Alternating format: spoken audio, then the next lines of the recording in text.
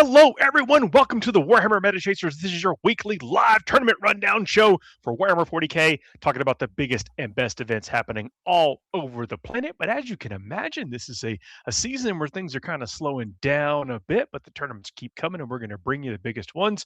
We got two events to bring to you this week. My name is Paul Murphy. I'm joined by Dustin Henshaw. Hello, everyone. And Adam Camilleri. G'day. Welcome in, everybody. I mentioned we do this live. Great to see some folks in the chat. If you're listening to us after the fact, know that you can come hang out with us Thursday at 9 p.m. Eastern Time and hang out with the fabulous chat folks that we have with us. Two events, as I mentioned, going to be talking about the King of Blades and the Immortal Chilli. Yes. Delicious. Yep. Tactical Chilli group in New Zealand. One of my favorite groups of lads. And they're putting on a couple of good events every year. I'm already excited. King of Blades is from Phoenix, Arizona in the USA. 64 players competing over a 6-round event. Dustin, what are we going to see there? In the Imperial Super Faction, there are 1 Imperial Agent, 3 Sisters of Battle, 4 Custodes, 1 Admech, 4 Astra Militarum, 1 Grey Knight, and 3 Imperial Knights. Space Marines is 4 Adeptus Astartes, 2 Dark Angels, 2 Blood Angels, 4 Black Templar, and 2 Death Watch. Chaos, there's 2 Chaos Space Marines, 2 T-Suns, 2 Death Guard, 3 World Leaders, 2 Emperor's Children, 2 Demons, 2 Chaos Knights. Wow, this is pretty even down the row here. Xenos, it continues with 2 Necrons, 2 Orcs, 4 Tau, and 2 Votan. Hive Mind, there's 3 Tyranids and 1 Gene Stealer cult. In Eldari, there is 3 Eldari, meaning the faction podium is Custodes, Astra Militarum, Astartes, Black Templar, and Tau all tied at the top with 4. And then Eldari, Nids, World Eaters, Imperial Knights, and Sisters tied in third with second with 3. And then so many 2s. Too many 2s. Yeah. So, of course, when we go to, it's lovely to see such a spread. But, of course, when in a good meta at a smaller event, and by a smaller amount, I mean like a sub 100, sub 80 player event. It's not too unusual to see this be the case, especially when there's, the top army right now, because this is a pre-slate event. I went and checked a couple of lists, and it's very obvious this is pre-slate and MFM. If people aren't willing to jump on the AdMech train, like essentially it gets very, very spread, very nice delineation of factions, and really, really happy to see this be the case, because it hasn't always been, even in this calendar year. It would have been 6 Knights, 10 Chaos Knights, and then 12 Death Guard. Yeah. 60 players, 12 Death Guard. Stuff like that has happened this year. And, last year, much the same. You had Bringers of Flame doing similar things, Chaos Space Marines doing similar things, and then Astartes up and down throughout the entire shebang. But this is lovely to see. Very lovely to see. And I think Phoenix, Arizona is doing it right. So they get now thumbs up of approval. The meta there is pretty healthy, pretty nice. A couple of omissions here. So no Space Hulls in the entire event. And there was another one that I was surprised by only having a single. No, it wasn't GSC. Oh, no Drakari. That's right. So no Drakari, no Space Wolves are the 2 ones that are kind of missing here. And both factions Imperial Agents. They're exactly right. There's an Imperial Agent, but there's no Space Wolves or Drakari, both of which I think in a relatively good place. Drakari, I think, in a very good place in singles. The Space Wolves very, very good as well. But interesting to see. And I wonder if this event happened next week, how different it might be. Because definitely 3 of those Eldari, all 3 of them might be swoopity swapping in, or at least 2. At least 2. At least 2. And then one Mad Lad was Wind Rider host, just going all the way. Love it. Doing it to it. Speaking of KR and Nurgle, good to see y'all in chat. Indeed. One list for your viewing pleasure. Durante Bozzini playing Tau Empire. Durante having a great run at the World Champions, in addition to having a fantastic calendar year, putting his name up there as one of the best Tau players in the world. Playing Cao Yon, so not playing the Mont card that we've seen from the majority of the Tau player base recently. So consists of Shadow Sun, a single Fireblade, 10 Breaches, 10 Kroot, 2x10 Pathfinders, 2x5 Stealth Suits, and 5 Vespid for the utility. A Ghost Keel, a single Hammerhead with a Railgun, which is an interesting choice. 2x1 Piranhas, 3 Riptides, a single Sky Ray, and a Devilfish. As far as I can tell, I think this list is going up 30 points. 10 points down on the Breaches, and then 10 points up on the 3 Riptides and the Sky Ray for those tracking along at home. So 30 points, not breaking the bank by any means. You can kind of upgrade or side grade one of your pieces and be You're talking totally about with the fine. MFM changes that are Exactly right. Yeah. that just hit.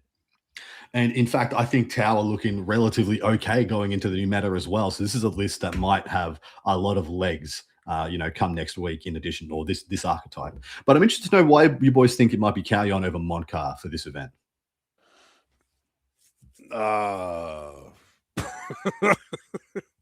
Is there a reason? You also mentioned the railgun there on the Hammerhead. You think you folks been favoring what is the Ion? Yeah, overwhelmingly, folks are favoring the Ion. I do admit that going into a Victrix-based meta, the Ion starts to look a lot worse because it is relatively low AP but good damage, and damage 3 ain't going to get the job done, especially with low AP into armor contempt opportunities as well. So I would not be surprised if we do see more railheads coming out here. I believe there's a decent argument that Durante knows something about this meta we don't. I see Astra Militarum, I see Astartes, I see Black Templars, and I see other Tau models, all of which, Tau, of course, they're going to have Hammerheads, they're going to have Riptides. Black Templars, a lot of them have Repulsor Executioners. Astartes, same Repulsor Executioners, Vindicators, things like this. Astra Militarum, Rogal Dawn. So I can definitely rock up and tell you one or two pieces in the other top taken factions that may have a good target for that Hammerhead shot. And with Kalyon, I mean, obviously, maybe the terrain has a factor in that, like, especially if they're playing on Games Workshop terrain to where there's a lot of staging in the first couple of rounds of the game. And maybe he's trying to like, you're going to come to me eventually. And when I do, or when you do, I want to have more powerful shots. Yeah. Well, so the Riptides, are very good in the meta at the moment. And so, I'm going to play, it's got a bit of Ghost. I love the Ghost Kill tech as well. The Ghost Kill is really good for these shooting matchups. Just putting a Ghost Kill on your expansion can be a real pain in the ass for your opponent. But, turn 1, turn 2, turn 3, you start putting out Riptides, to start shooting some of these high quality targets that your opponent's going to have.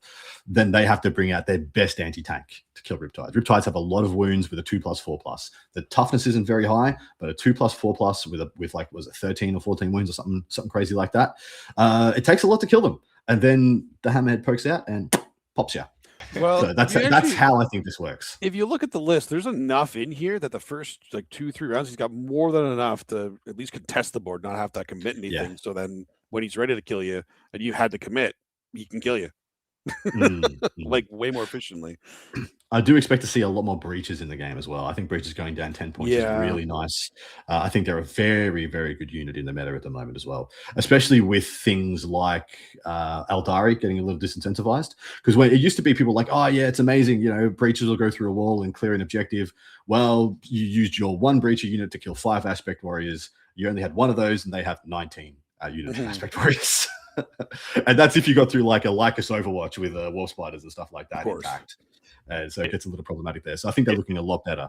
If they're Tau players for a long time, or at least for a while anyway, breachers got hot.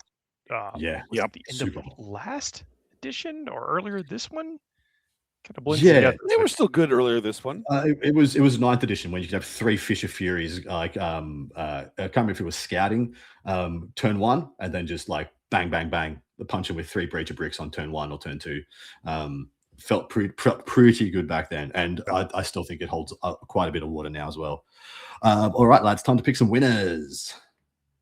I'm just going to go down to the scores. I did our scores from last week, and I'm picking last because I did very well last week. Oh, nice. Whoa. So Dustin or Paul, who wants to call their shot? Go for it, Paul. What do we got? All right, this is going to be tough. I mean, everything's so spread out as far as like there's no concentration. I mean, outside of It's a crapshoot, man. I mean,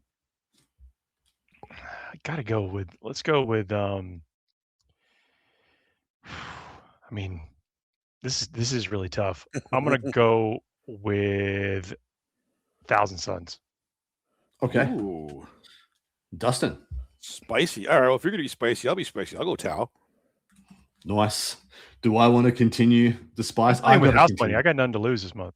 I got to continue the spice. That's true. So those of you who do not know, we have been tracking the scores of how each of your hosts has been doing month by month by month, and Paul is in the lead by 1.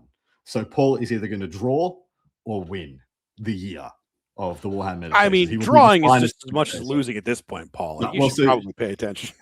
you weren't here last week, Dustin, we have decided there cannot be a draw at the top. Oh, There has to be a tiebreaker. There must be a tiebreaker. There will be no draws. We don't that's play fair. like that. That's fair. There's no Yeah, 10-10s I like here. We haven't decided what that is yet. We'll have to. Well, we'll have to cross whoever is not part of the draw gets to decide. Ooh, gets to set. Whoever is the loser. Yes, because technically that would result in somebody being the loser. Yes. Will be the person who decides what the tiebreaker is. Yeah, that's fantastic. It might be a bespoke fuego. Oh yeah, there we go. Okay. Yeah, it's a flag. Just a Q&A fuego. Answer more questions. What the hell am I going to pick? I don't want to be lame now that you guys went spicy. I'm gonna pick the Black Templars. Sure. That's kind of lame. They're good. But I didn't pick Astartes, yo. I didn't pick Astartes. You know what? All right. No. As long as you go Vitrix Guard, I guess that's fine. Astramil, yeah. They don't have their new detachment. That's actually spicy. Solid choice. Right. Next event we're going to be covering is the Immortal Chilli. This is from Hamilton, North Island, New Zealand. 50 players and 10 teams of 5 competing over 5 rounds. That is going to be a slobber knocker. There's a Hamilton there too. Mate, everywhere England went, there's a Hamilton. Just yeah. So in team events, you cannot pick the same faction more than once. So anything that is getting close to that, 4 to 5 representation here in the list, we're going to consider what they think is very strong picks. So tell us what we're going to see there. In the Imperial Super Faction, there are 2 Sisters of Battle, 1 Custode, 1 Admech, 2 Grey Knights. That's it. Space Marines, there's 3 Astartes, 2 Dark Angels, and 1 Blood Angel. Chaos, there's 2 Chaos Space Marines, 3 Death Guard, 3 World Leaders, 4 Emperor's Children, 1 Demon, and 6 Chaos Knights. So apparently, in New Zealand, they prefer Chaos over Imperium. We can establish that right now. Yep. Xenos, there's 4 Necrons, 2 Orcs, 1 Tau, 2 Votan. Hivemind, there's a single tiered. Oh my god, that's sad. Eldari, there's 6. A lot of Norns, probably. Probably still 3 Norns. Eldari, there's 6 Drukhari and 5 Eldari. I mean, the faction podium is Drukhari, Chaos Knights, and total Astartes technically topping off with 6. Eldari right behind them with 5, and then Emperor's Children and Necrons behind them with 4. I'm actually going to look at the mid list now because I'm curious. This is spicy. This is a spicy faction breakdown. I think one of the first times we've seen Drukhari in first place at the top spot in a while. Yeah, of any event this edition. I think this is the first time we can hand on our heart say Drukhari's in top place. They've gone some second and thirds before, but it's the first time I will say they are the most taken faction. Chaos Knights is not as surprising as many would say in a small teams environment. So in a small teams, like 5-6 player teams, or even 4 players, there's an event happening in Warhammer World this weekend, which is 4 player teams. But Chaos Knights just terrify the pairings. Like there are so many armies that just be like, well, we only have one list that's good into Chaos Knights, and guess what? The other guys aren't going to let that happen. It really is. It's an issue, and although in teams list, I kind of see that the Imperial Knights and Chaos Knights go hand in hand, so you can double knight people in the pairings, and that's not happening here. So what is that pair with the Chaos Knight to create that same dynamic? Yeah, so in 5s, you can get a little away from trying to have what we call the pins, trying to pin people with pairings. Like they put up something that's not good into knights, and you're like, ha, double knight. But you can emulate their result or their effect with a couple of other things. And you pointed out one of them. Another one of them is Necrons, where you're just pushing a durability check on them that they cannot pass via Wraith units and things like that. You won't kill them like you do with Chaos Knights because the spoilers just hose you down with gut shots until you're dead. But they will pose a similar issue of like, you cannot pass this stat check reliably. And so therefore things get uncertain. So I do quite like that. And in 5 player teams, I don't believe, like as soon as we get what you're describing there is like one of the fundamental facets of 8 player teams, where you must have 1 or 2 tactical pins to be able to offer to shake up the pairings matrix of your opponent and try and engineer some really good results. In 5 player teams, it gets a little more simplistic, I guess, where it's just like, because so if they're doing 5 player teams, it's a bit of a shootout in a 5 player. So in 5 player teams, I have a saying that you pick who they're going to put up first and who they're going to have last. And if you can work out what those 2 are likely to be, everything else falls into place and their whole lineup is kind of exposed. If you can pick that correctly, chances are you're going to outpair them. And so having the double knights means that probably one of them has to be first and or last. And so it can make things a little bit more simplistic to unpack for their opponents. Be like, well, we know they're going to have to lead with knights. If they hold both knights, one or both of them are going to get caught on heavy tables. I do 100% believe this is going to be played on WTC. So heavy tables are very problematic for some of those big knight builds, especially the Imperial knight builds actually struggle a lot more on the heavy tables than the Chaos Knights do. But yeah, it's an interesting one. Well, might be a reason also they took no Imperial Knights. The start is less than I would expected. Only 6 teams, so 4 teams didn't take Space Marines. That's with the state of Space Marines right now. That's surprising. It could also be that the North Island of New Zealand got sent exactly 4 boxes of Victrix Guard. And so they just don't have them. They just don't have them yet. I will also let you know that it looks like David Gaylard has headed home for Christmas and is going to this event as well. And he's taken the 18 Victrix Guard, the absolute, soft puppy that he is in the meta. All right, I have some interesting things to unpack. So I did look at the Drukhari detachment. Oh, sorry, I have one team to unpack first. Right. This is washed up and useless. And 5 of my favorite New Zealanders are on this team. Absolute mad lads, all of them. And I say washed up and useless because these are boys who've been playing for 2 decades. Most of them are older lads, but they're still absolute beasts on the table. Better be a has-been than never was. Absolutely right. Yeah. What do the sounds sound like, kids? Heroes get remembered, but legends never die. Something like that. Yeah. Anyway. Certainly, these are folks still in their prime. Of course, just giving a little bit of... Obviously. Absolute peaks, one and all. Physical specimens. I'm looking at you, Hayden. Dark Angels, Wrath of the Rock kicks things off. Then we have a Chaos Knights Infernal Lance, a Tau Empire Retaliation Cadre, Drukhari Spectacle of Spite, and a Votan Hearthband. And I quite like this 5-pack. It's a lot of DACA.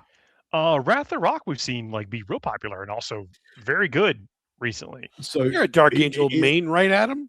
Sometimes. Oh yeah. Every year, every year for the past 5 years, except this year. Tell us about this Wrath of the Rock pick. It is Death Guard in disguise.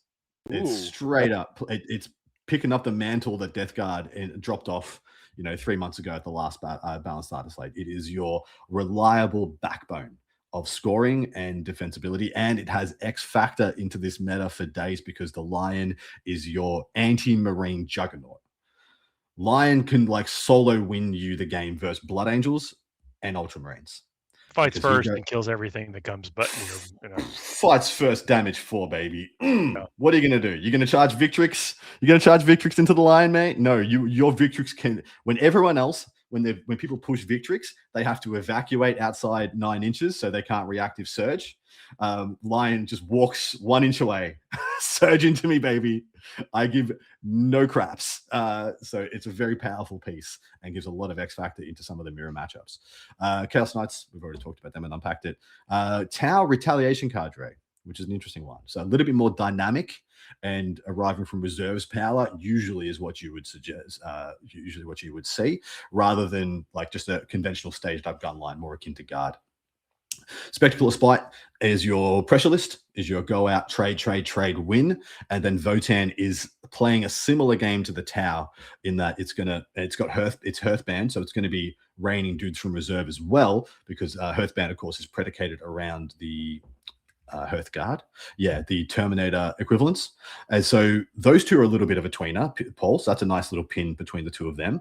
Are you playing an elite army with very few screens? Well, you can't really stop me rapid ingressing bombs on you, which works pretty well. Drukhari Spectacle of Spite is just a great all-rounder, can win any game by 5 points or more into any opponent if you played appropriately, and has a lot of problems. And then just good old reliability from the Dark Angels and a lot of damage output and scare factor out of the Chaos Knights. So this is quite a good 5-pack. Anything you guys are seeing?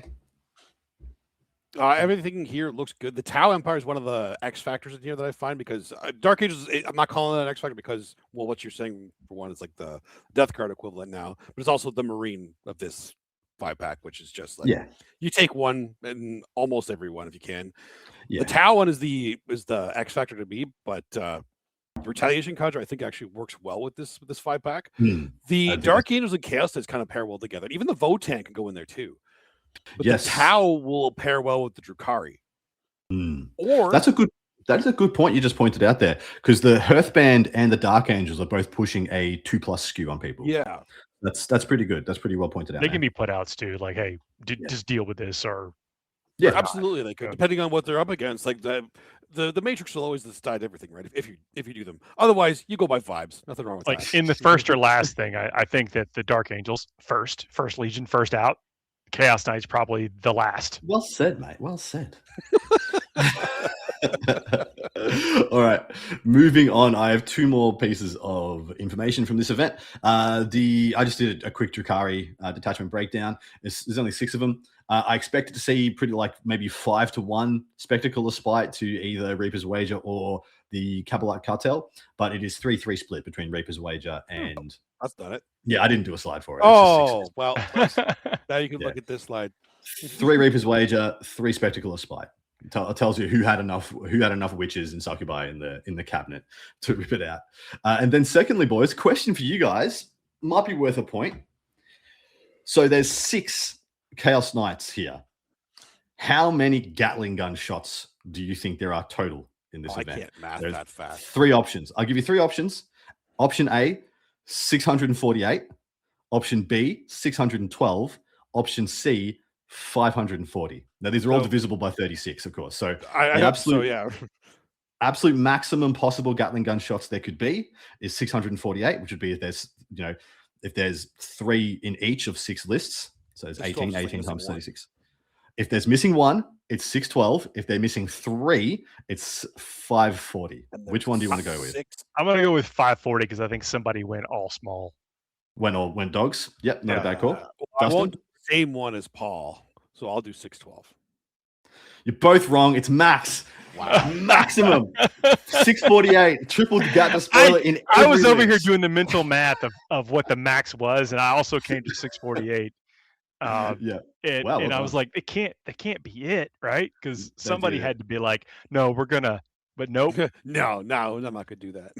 All of them, all 6 have 3 double Gatling despoilers. 648 shots a turn.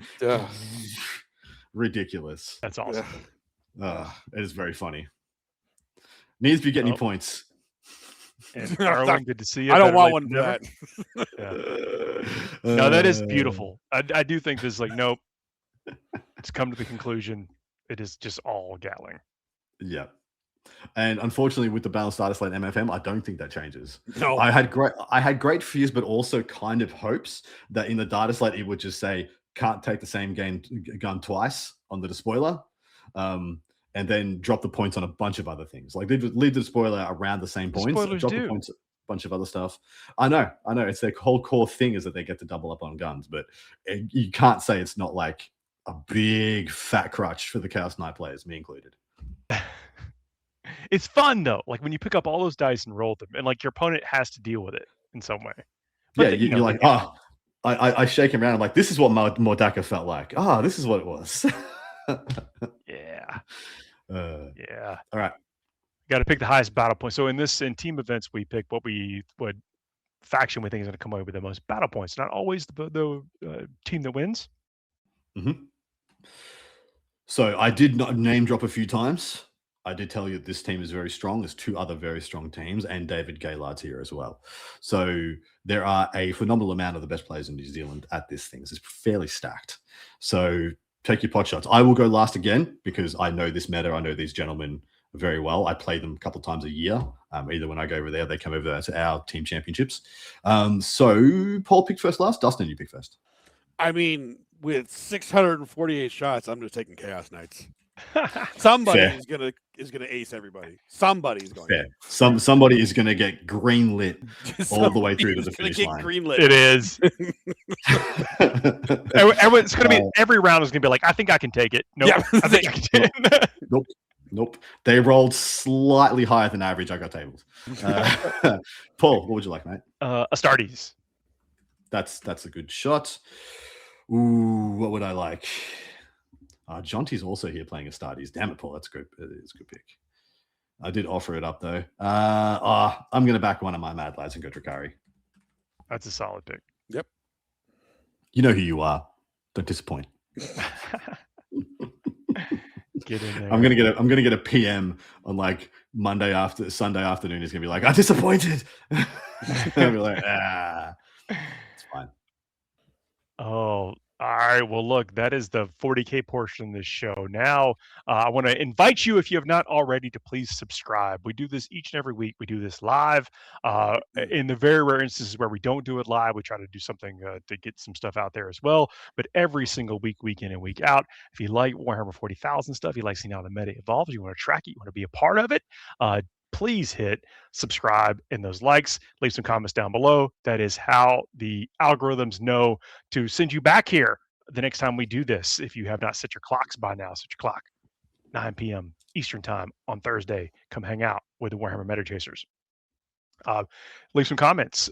We also do a part 2 of the show over on Patreon. That's for level 2 and above over there. Although every level is awesome, it's just a lot of work to put the show together and to do this. And that is one way to participate with the show if you are able to do so. We also do a look back on each and every week, talking about how close we were with our predictions. We break down the top 10. We actually go over some of the more notable lists over that top 10. Top 10s have been extremely spread out and diverse, like one of this, like one, maybe 2 of things. Real great place, and seeing that develop over the weeks and talking about it's been fun.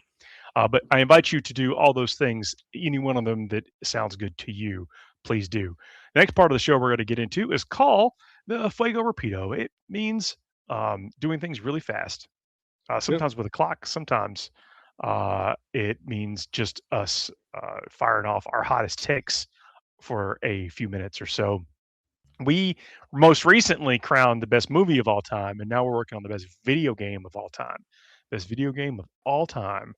And we are going through a series of brackets where we are crowning the top of each of those brackets. And then once we get the winners of those, we will have an overall championship bracket. I don't know if it'll happen. Will it happen by the end of the year? Probably not at this rate. Unless we might have to do a double up next week. Yeah. Or whatever. We'll try to get it done by the end of the year. Not because we're anxious to get through it. Just a nice little round nice little capstone season. Yeah. We'll do the go home show for the year, crowning the greatest. That sounds good. Yep. So here we go. Let's get to it. This has, again, mentioned sometimes very little to do with Warhammer 40,000. So strap in. RTS baby. It's RTS baby. And KR, if you're talking about Total War 40K, there might be one, but there's actually the Total War game that's coming out that just announced is Medieval 3, which is also extremely exciting if you know about those games. But we have the RTS field right now, and this is actually a tough one. I feel like we all know which one's going to win this, but it's still going to be tough getting there. Yeah. Because there's some good ones in here. There's a good mix in here. So let's start it off. We got, first off, StarCraft Brood War versus Supreme Commander. That's number 2, right? StarCraft Brood War is the expansion for number 1. Yeah. Oh, it's basically one, but yeah. Okay. StarCraft Brood War is the reason that RTS became an esport. Yep. It was 100%. The reason we have a competitive. It's one of the reasons esports became a thing. Is StarCraft Brood War essentially invented esports between that and Counter-Strike. They're like the primogenitors of esports. I have to give my vote to StarCraft Brood War. I played the absolute hell out of. I like Supreme Commander, but I love StarCraft. I'm sorry, Supreme Commander is great, but it says no chance against StarCraft. I got no notes. 0 chance with everything you just said. I mean, people still quote that game. Will. Yep. All right, next up, Dawn of War versus Warcraft 3. And we said Dawn of War 1, didn't we? I think that's the one we all agreed on because that's if you played the is it remastered edition now? It's actually if there's not a Dawn of War 2 in this, I think this is just the Dawn of War series. Okay. Yeah, I mean, whichever Dawn of War is your favorite. If it's Dawn of War 2, you're wrong, but that's okay. Well, I played a lot like 40K. Yes, it did. I played so much of both of these games. One of these games spawned and defined multiple other genres, however. Yep, it did. Because of For that, the wrong reasons. I know, because I'm going to give my vote to Warcraft 3. Invented MOBAs and tower defenses, in addition to being one of the best RTSs of all time as well. I did like Warcraft 3 a lot. Even, I think I even got one of the first things I got the collector set for or whatever. And then I don't know, then it felt like the overall game, like it had great starter, but the top end was a little weak. So I 100% think Warcraft 3 might have the best single player campaign of any game I've ever played. Wow. Maybe Baldur's Gate 3 is up there and a couple of other those original Dragon Age and shit, but that was at a formative age, Witcher 3, things like that. But it had for an RTS, I think it has possibly the best single player experience for an there RTS, is. I could see that, yeah, for sure. Yeah. I mean, Dawn of War's getting my vote. I'm pretty sure Dawn was getting your vote. So I'm going to go Warcraft 3 because I think it deserves a vote regardless of what happens from Dustin. Great game. You don't think I would vote for Warcraft 3? Really? I'm not convinced. I'm not sure. I'm actually genuinely not sure which way your vote's going. Well, I can tell you where my vote's going. I hate Warcraft 3. You what? You hate Warcraft 3? I hate Warcraft 3. I think the introduction of the hero mechanic is the stupidest thing you could do in an RTS. And the whole game with the 3D graphics just felt clunky and ugly. I hate it. I hate it. There you go. Like See Warcraft, you later, Warcraft 3. I'm sorry, but to me, Warcraft 3 does not belong on here at all. Yes, it spawned a bunch of things. I never knew you had this nugget of vitriol inside. That's a lot. That's a lot. That was Warcraft 2. I liked it. I enjoyed it. Warcraft 2, incredible. Like 1,000 times better than Warcraft 3. They went too far with it. They went too far with it. But yeah, 2-1. Dawn. I love Dawn of War. I played the hell out of that. I still do. Love that game. All right, next up, Company Heroes 2 versus Rise of Nations. I'm jumping in early on this one. It's Company Heroes 2 for me. I'm trying to figure out which one is in my head is Rise of Nations. It's the one that's halfway between an RTS and a sim. Yeah, it's almost like Civilization meets. Yeah, well, I compare it to like Age of Empires. Yeah, that's right. But I felt like it had been more of a Civ feel to it. Yeah. But yeah, sorry, Paul. No, I was just confirming it that I think that's what I was thinking in my head too when they were saying it was the like Age of Empires type thing. Yeah, Company Heroes. Yep. I'll throw in for Company Heroes. That makes sense. 3-0 for Company Heroes. Next up, Dune 2 versus Total Annihilation. Total Annihilation is my favorite RTS of all time. Really? It really is. I freaking love that game so much. The maintenance when you're trying to, that's the one where you're playing political. You got your political alliances happening. I'm jumping in before Paul votes. Dune 2, Paul, it's up to you, man. I can't be a party to Dune 2 not making it through. So Total Annihilation, Total Annihilation isn't that one. Total Annihilation is far future robots, two factions, Core versus Arm. You both build different types of robots. Some have a bit better vehicle robots, some a bit more, mech walker robots. It's just sick. It's. I want to make sure about the right Dune though. You did have the politics. Sorry, you're talking about Dune. Never mind. Oh. Am I correct? Am I thinking about the right one? You did the politics in addition to your spice management. That's Dune 1 you're thinking of, I think. I also think in a lot of ways Dune 1 spawned the world we have in Total War. Like the resource mechanics, the politics, and the spice management, all feels like Total War built off that. That's an interesting take. I never thought of that. Yeah, built off that, yeah. And I'm right in the time frame in that the first Dune came out in was it late 90s, late 80s, early 90s? It was early 90s, yeah, because I remember having 4 hard floppy disks to put that on my computer. Yes. MS-DOS only. The secret to finding the best video games back in the day was feeling how heavy the box was, how many discs were in there. You are not wrong. Total Annihilation then gets the vote. Oh! Take that, Dustin. Oh, my heart. Getting Oh Paul. my Thank you. God. That's your revenge for Warcraft 3. Oh, that's still worth it. All right, next one. StarCraft 2 versus Age of Mythology. I hate to say it, Age of Mythology's got no chance. It doesn't even how good Age of Mythology is. Age of Mythology is fantastic. Very good. It has no chance versus what is universally accepted as the best RTS ever made. Yeah. Might not make it through this gambit, depending on Yeah, we'll have to see how StarCraft 2 goes. Because we have some loves here, obviously. Some passions are running high. Passions are running high. Oh man. If any of you want to give a cursory vote to Age of Mythology, yeah, absolutely. Jump in, you guys. See, Erwin's with me on the Dune. You guys. Yeah.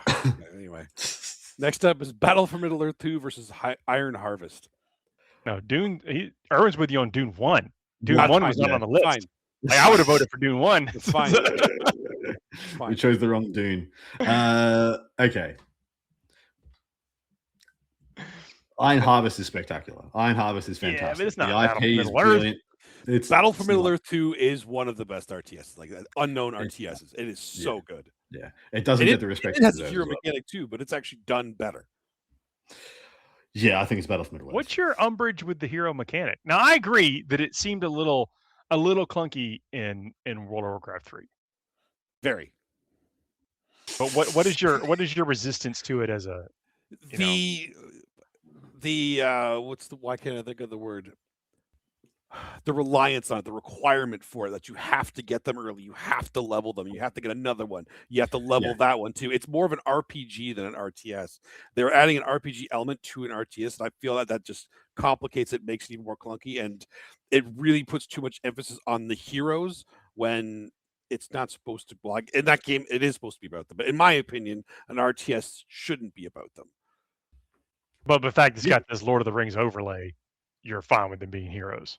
Yes. So if you just cared more about the heroes of World of Warcraft 3, this would all be you would feel differently. The Lord of the Rings heroes in this are terrible. Like I'm just asking questions here. so Dustin, how do you feel about the Middle Earth battle strategy game? I haven't played it. Really? Not once? Nope. You never played the Mines of Moria? Nope. They're never in the Mines of Moria. A couple years ago? No, the original. The Middle Earth. The miniatures that we have in our great game. From that. We've never played it. Because ostensibly it's Warcraft 3. Then I will not be playing it. because you have characters who have like points to expend and things to use within the game. It's actually quite interesting. But yet the game is spectacular. No, I'd try it for sure. But Battle for Middle Earth 2. That's for me too. Paul, same thing. Yep.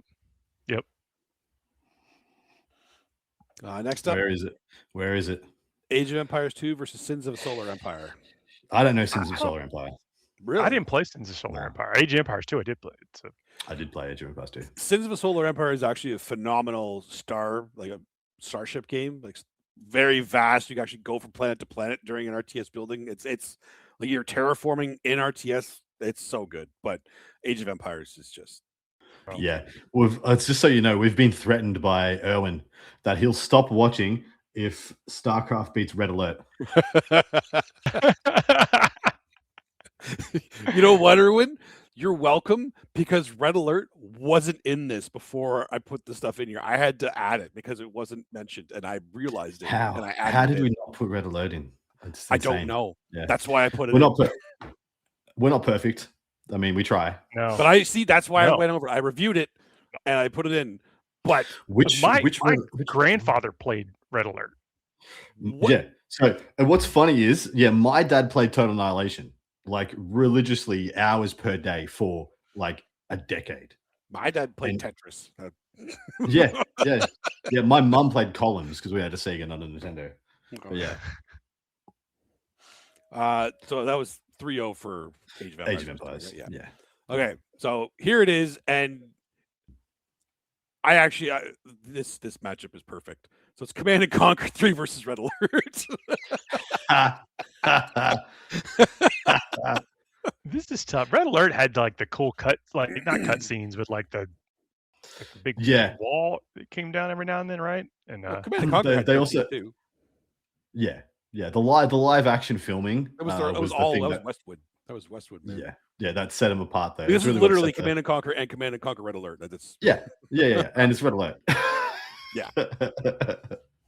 Oh man, it's been really interesting. I actually watched a doco on Westwood and Red Alert. It's Rise and Fall recently, like literally last week. It's a great doco. You can go check it out. Where it details why Red Alert 2 was so good, and then where their peak was, why they peaked, why they were so different and unique and trend-setting in the RTS genre, and then what happened with the EA buyout and how everything. Is this on YouTube? Downhill. Yes, it is. Yeah, I'll link it to you guys. Or maybe I'll link it in the Discord. Yeah, for sure. Well, sounds like there's other people involved in it that want to listen to that. Yeah, but I'm of the opinion Red Alert 1 and Red Alert 2 are better than every Command and Conquer. So, wait, what was your vote? Red Alert. Okay. Red Alert. I heard Command and Conquer, so I wasn't sure. No. I said Red Alert 1 and Red Alert 2 are better than any of the Command and Conquers. Yes, we're not mentioning Red Alert 3. No, you noticed. There was no Red Alert 3. That's just there was no Red Alert 3. No, there was none. All right, we are on to round 2. So, StarCraft Brood War versus Dawn of War. So StarCraft 2 is on this list. Yes. I think it's okay to let go of StarCraft 1. Yeah. I think I can live with it. I'm going to give it a vote. Dawn of War is, in my opinion, a better game, but it also I'll be giving StarCraft a vote. So if you're giving it a vote, Adam, it's going to make the. No, I'll go Dawn of War because I cannot. Dawn of War is incredible. I love it, but I argue that Brood War is actually better than StarCraft 2 in some ways. So, I mean, yeah, so the only reason I think StarCraft 2 is better is because it's been actively balanced. Yes. Than Brood War. Brood War got released and was just like, that's what you got, baby. Figure it out. I am the storyline in Brood War a little bit better. Oh yeah, absolutely. In fact, what am I saying? I'm voting for Brood War over Dawn of War. It's better. It's better than Dawn of War, in my opinion. It's not better than Dawn of War, but I believe it is. That's where I'm voting. I'm voting StarCraft. Paul, you voting Dawn of War? To be fair, Dawn of War was the first of the series, and it was still really good as well. And they're both first in the series. Brood War kind of had some. Anyway, so 2-1 Brood War then. Yeah, looks like it. Pour one out for Dawn. Right in my heart. Right in my heart. D-O-dub. All right. Next up is Company of Heroes 2 versus Total Annihilation. Total Annihilation for me, baby. Yeah, Total Annihilation. I still like Company of Heroes, but no, 2-1 for Total Annihilation. I'm not upset about that, though. Not upset about that. StarCraft 2 versus Battle for Middle-earth 2. StarCraft 2. I'm going StarCraft 2. Yeah. Yep. 3-0. Like you could put StarCraft in front of us right now. We'd still have a decent idea how to play. Yeah. Yep. Yeah, absolutely. Yeah. 100%. Age of Empires 2 versus Red Alert. Oh, I'm very sorry, Age of Empires. I have to take Age of Empires 2. I'm going Red Alert. Yeah, Red Alert. But yeah, I'm happy Age of Empires got a vote. I cannot let it go through without a vote. That game is too. Nah, you cannot. You can't. Owen's losing his mind. Yes.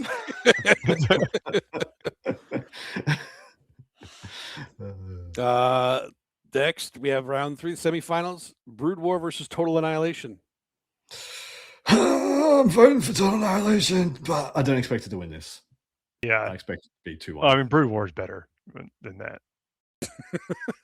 Okay. Than that. So it's 2-1 for Brood War. Yeah. StarCraft 2 versus Red Alert. I knew this was coming. Erwin, what do you think? Oh, really, Erwin? What do you think? Tell us how you really feel. So, I believe StarCraft 2 is the zenith of the RTS genre, and there's a reason that it came out and RTS died, because it came out similar to World of Warcraft, and no other RTS has been able to come out and capture the collective conscience since StarCraft 2 came out. It has dominated the world and the genre because it's as close as you can get to a balanced RTS experience with incredible amounts of skill expression. And yeah, so I'm voting StarCraft 2. Yep. StarCraft 2. There's like millions of dollars in prize money, like tens of millions, 20s of millions. I don't know, but millions and millions of dollars have been won playing that game. And that's something you can't really just be like, flipping about. Oh yeah, for sure. Which means, see you, Owen. You've been great. I love you, buddy. Thanks for being a fan. Thanks for being a fan, man. We've enjoyed the journey. Which means the championship is between StarCraft Brood War and StarCraft 2. So hang on a second. Over 43 million USD has been won by players in StarCraft 2 across thousands of tournaments. That's insane. That's insane. I mean, I don't know if that's. I've not counted myself. That is what the internet is telling me right now. Can you quash infantry with a what? A harvester. Haven't you played Red Alert? Oh, Red Alert. Yeah. So I couldn't read that last. I thought it said hurricane for some reason. Sorry. Work computer. Not the best resolution. Hurricane yes. Harvester? It starts with a H, ends with a something. Nope. Ends with a letter?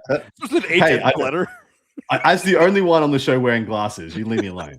Yeah, but you're wearing them. That doesn't mean they're good.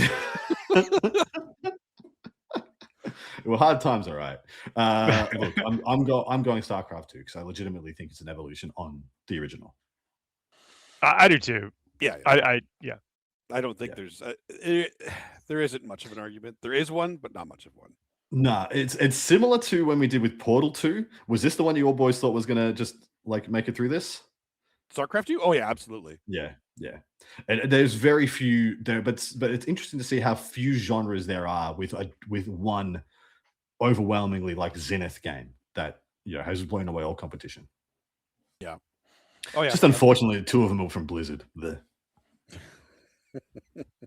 Good game though. I mean, basically captures a lot of hearts and minds. And, back when Blizzard could make a game. Yeah. There's no doubt like StarCraft 2 deserves to be in the final. So it's true. Well, that is our show this week. Thanks everybody for hanging out. I already invited you to do all the cool stuff, like and subscribe. But if you haven't done it yet, you made it this far, and this is the kind of stuff you like. Well, then no time like the present to hit that button, maybe a bell or something like that. It has been absolutely awesome. We're going to be doing this. I'm not sure what everyone else is doing. I'm trying to make my headset appear again. Oh, I don't know why Adam's copying me. Come on. Well, you started doing something, and I thought I don't know. Oh, we're doing our Christmas dance. This is 40K Tai Chi. This is the secret to our 40K Tai Chi. We're trying to summon the Megazord or whatever. Oh yeah. Anyway. Yes. But thank y'all for hanging out. We will be back next week. Set your clocks, your watches, your dials. Same time, same channel, 9 p.m. Eastern time. Thank y'all for hanging out. We'll see y'all soon, everybody. Have a great night. Bye. Bye.